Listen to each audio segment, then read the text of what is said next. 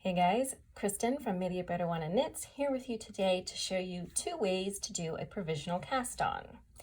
Provisional cast on is used to create a set of live stitches that are held on waste yarn and can be used later once you take the waste yarn out. So we have 2 ways to do that. Both of them involve crochet. If you are not a crocheter, I am not either. I got these set of double-ended crochet hooks from Knit Picks. I think it included 6 sizes total. I have no idea if they would be good for someone who's actually crocheting regularly. But for me, they're useful for the provisional cast-ons and also for picking up dropped stitches. So I definitely recommend having a few crochet hooks, even if you don't crochet, and this is one of the reasons why. So our first method involves using waste yarn to crochet a chain of stitches, and then going back with a knitting needle and picking up stitches with our project yarn inside the chain.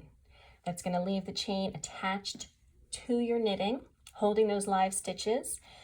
And then when you're ready to use them, you will unzip, as they say, your crochet chain, and it will leave you with some live stitches. I will tell you that I often have a difficulty where my crochet chain doesn't unzip so readily. I usually chalk this up to the fact that I'm not an expert crocheter. I probably twist my chain while I am creating it, and that can interfere with that unzipping process. So to start, we're just going to put a slip knot on our crochet hook. I'm going to get a little over here. And again, we're using our waste yarn for this. Pull it tight, and then we're going to manage our tail end with our left hand and our working yarn with our right.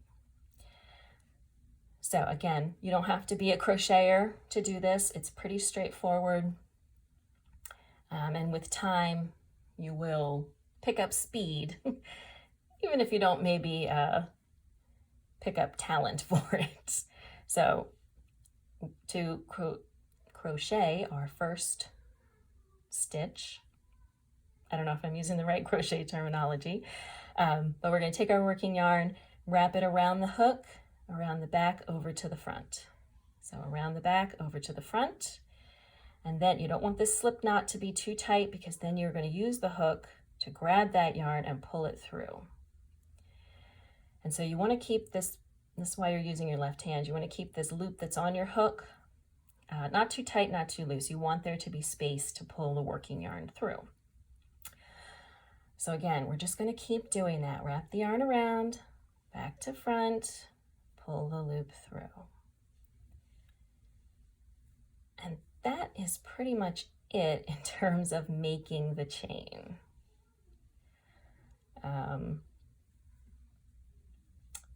You want to chain more stitches than you're going to pick up, so you have a little bit of leeway at either end of your chain.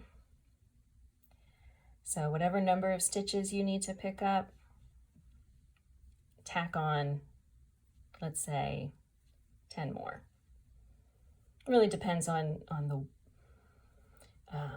weight of your yarn. If you're using a very thin yarn, you might want to add more, just to give yourself some space on there.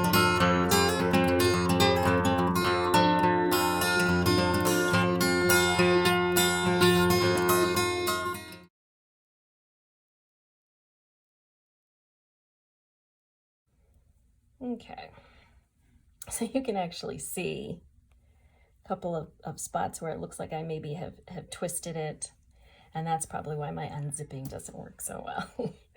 When we get to the end, just pull that out, pass this through. Don't do it too tightly because you're going to attempt to unzip from it later. And now we have our chain.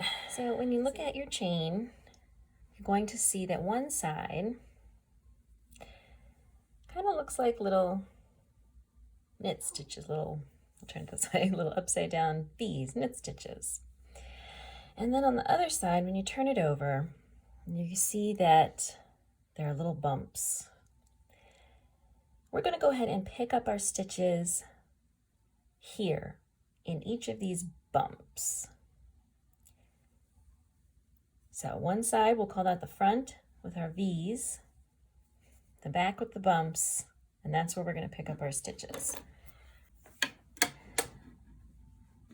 So we'll get our project yarn and knitting needle.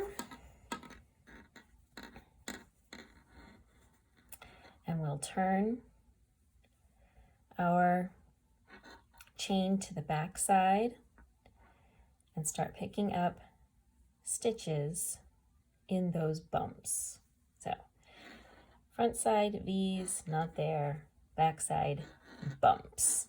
And remember, you're not going to start right at the edge. That's why we changed some extra stitches to give us a little bit of leeway. So I'm going to start here. Oops, come back here, you. Insert my needle into this bump. And then just like picking up stitches, pull the working yarn through. Mess up. Pull the working yarn through. Okay. Then we just move on to the next bump.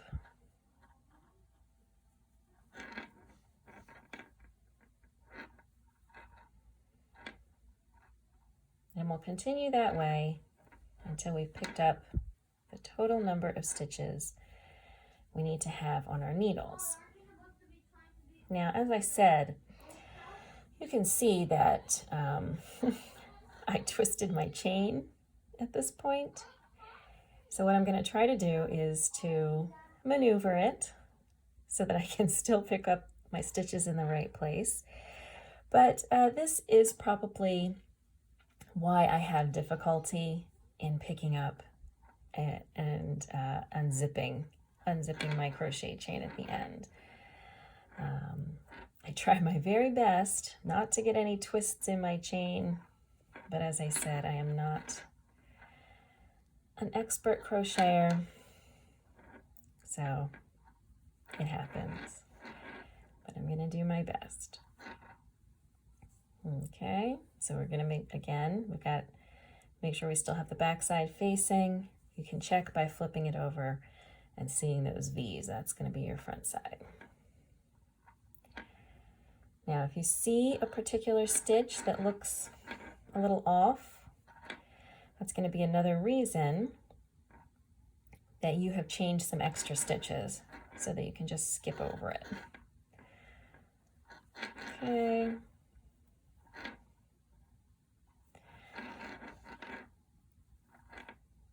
All right, so let's say that's the total number of stitches I need. And now I'm just going to knit as I normally would into my newly picked up stitches. I prefer to do a purl row first. I don't think it super matters. So what I'm going to do now is to work a few rows and then meet you back here to give unzipping a try. Okay, here we go. You can see that I have knit about 1/2 inch worth of stitches, and now we're going to try the unzipping. Sounds like a horror movie. And what should happen is that live stitches will be revealed here. If the unzipping does not work correctly, you still have live stitches there, but you may have to go in and pick out the waste yarn, which is a bit of a tedious process. So I'm going to go to the end of the chain where I fastened off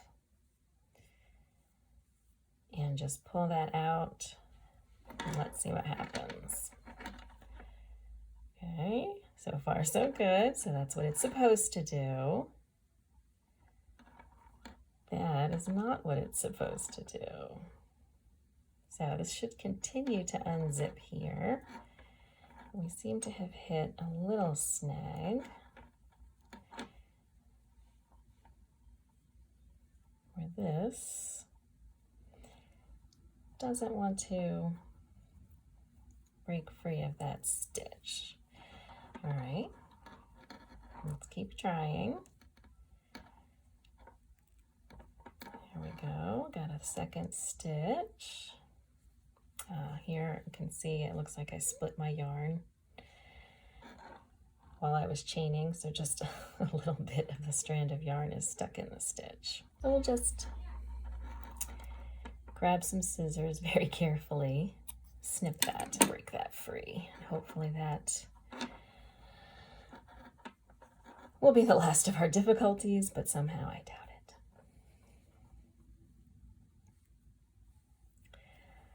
Right.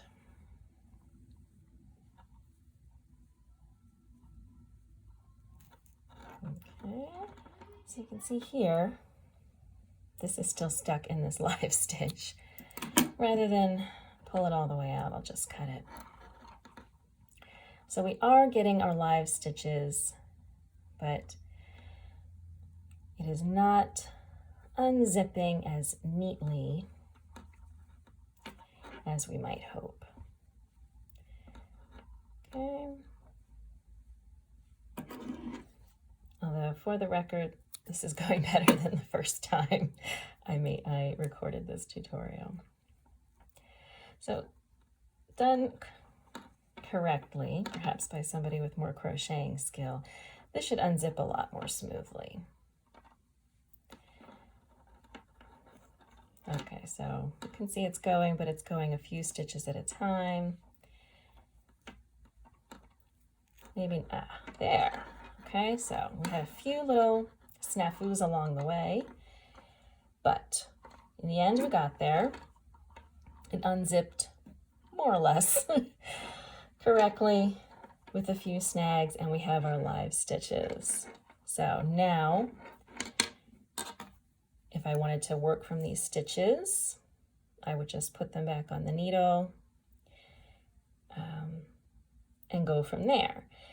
Now, if you're a bit of an anxious knitter like I am, you can have your other needle ready, and as you unzip and release each live stitch, you can put it right on the needle if you're worried about stitches coming off or unraveling. And if you're using a particularly smooth yarn, a linen or a cotton, you might want to do that. But that is method number 1 for a provisional cast on to reveal live stitches that can be held at one point, then released and picked up again later to knit in another direction, or for whatever other reason you may need to do it. Let's go ahead and take a look at method number 2. Okay, provisional cast on method number 2. This method is more fiddly. It is harder to get the hang of. If I haven't done it for a long time, I sometimes have to go back and look again just for a refresher. But it is a one-step process that will crochet the waste yarn directly onto your knitting needle. So you don't have to go back and pick up stitches. Once you've done the process of crocheting those waste yarn stitches onto your knitting needle, you're done. So start again with your slip knot, and I suggest chaining a few just to give yourself a little more space to maneuver. Now with this one, other than chaining a few extra at the beginning, you don't need to do any extra stitches. You're going to do the exact number of stitches that you need. So here's where it's going to get a little fiddly. You're going to hold on to your crochet hook and your knitting needle. You're going to have your knitting needle behind your crochet hook. You can already see this is getting a little fiddly. you are going to wrap the working yarn around both, and then when you pull it back, you're going to pull it back in between them. Okay, so around both, but then over only the crochet hook. Now you are going to pull that loop through, and now you've got a stitch on your knitting needle. This is what you want. So I know this is tricky. Let's look at it again. You are holding both the crochet hook and the knitting needle. You wrap that working yarn behind both, but then just in front of the hook. Keep your stitches large so you have space to maneuver. You pull the hook through the loop, just like you've been doing. And now you get another one. So again, just like with the regular chaining, once you get at the hang of it, it's going to start moving a little faster.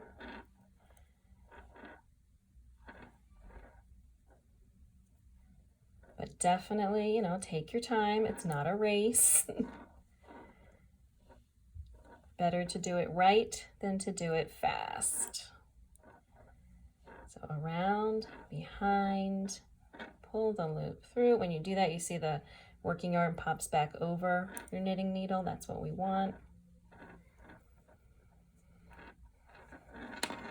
And now we are getting those waste yarn stitches directly onto the needle.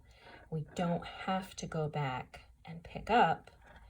We will just switch to our project yarn and start knitting directly into the waste yarn stitches.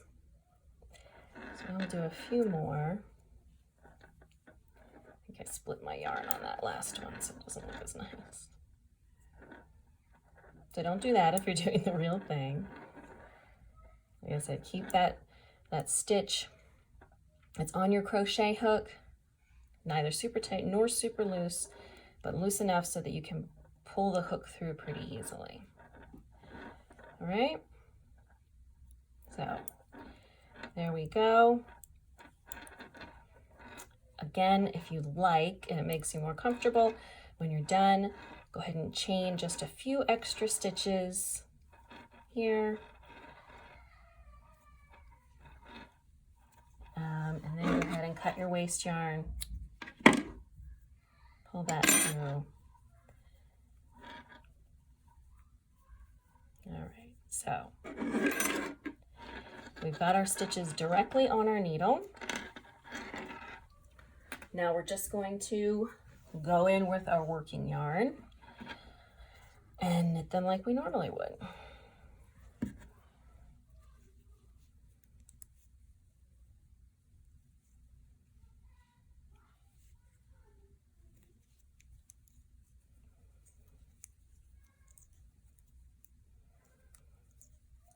Okay, I'm going to go ahead and knit a few rows, and then we'll try that unzipping again and see if we have any more success with this method. Okay, here we are again. I've knit a few rows, and now we'll try that unzipping trick and see if we have any more luck this way. So I left that fasten off loose. Just pull that out. Put this out of the way. Come on, out of the way, out of the way. Aha! Split my yarn here, so that's going to be a little tricky. Ta-da! So as you can see, I have a lot more success with this method. Now you can see I've got these live stitches. I'm ready to go. Easily unzipped. I don't have to pick out my my crochet chain. It unzipped very easily. So method number 2 is a little trickier to master, but it's just one step instead of 2. You're not crocheting the chain and then picking up the stitches. You're mixing it all together. At least for me, the unzipping, when I'm ready to get back to my live stitches, always works better. I've never had it fail. Whereas, as you can see, I have definitely had the crochet chain method fail. So of the two methods, I highly recommend the second one. But if you're not quite ready to tackle something that fiddly, or it's just not working for you, the crochet chain and picking up stitches is also an option. The end result is the same. You get some live stitches that you can go back and work from, and that's really what we're looking for. So whichever method gives you that, live stitches, that's the way to go. I hope you found this tutorial useful, and I hope you'll check out some of the other great free tutorials and other knitting content here on the Media Peruana Knits YouTube channel.